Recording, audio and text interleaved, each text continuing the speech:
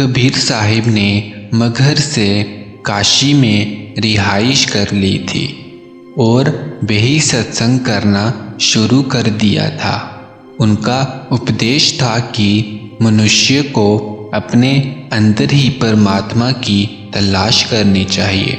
बाहरमुखी रीति रिवाजों का पालन करने से, मंदिरों और मस्जिदों में जाकर पूजा और इबादत करने से कुछ हासिल नहीं हो सकता।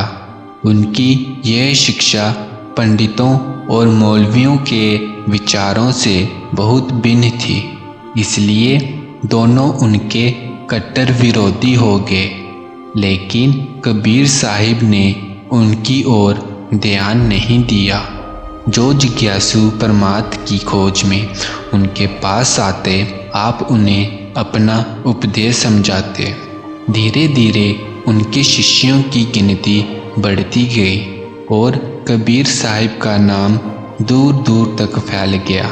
जब पंडितों और मौलवियों ने देखा कि उनके विरोध का कबीर साहिब पर कुछ असर नहीं हुआ, तो उन्होंने उनको नीचा दिखाने के लिए एक योजना बनाई।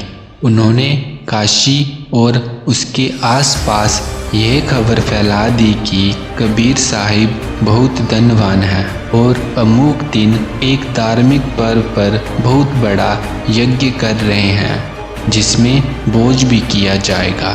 जो चाहे इसमें शामिल हो सकता है। जब कथित भोज का दिन आया तो क्या गरीब और क्या अमीर, हजारों लोग कबीर की कुटिया की ओर चल पड़े।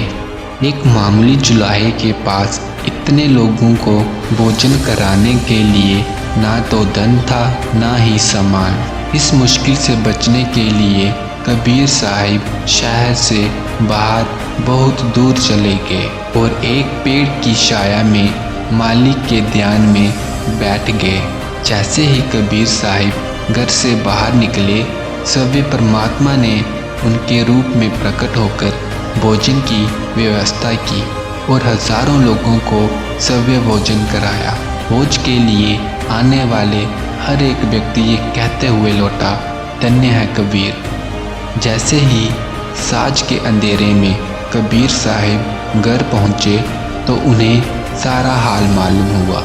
आप खुशी में कुल मालिक का शुक्र करते हुए कह उठे, ना कुछ किया, ना कर ही सका, ना करने योग्य शरीर, जो कुछ किया साहिब किया, ताते बेअ कबीर।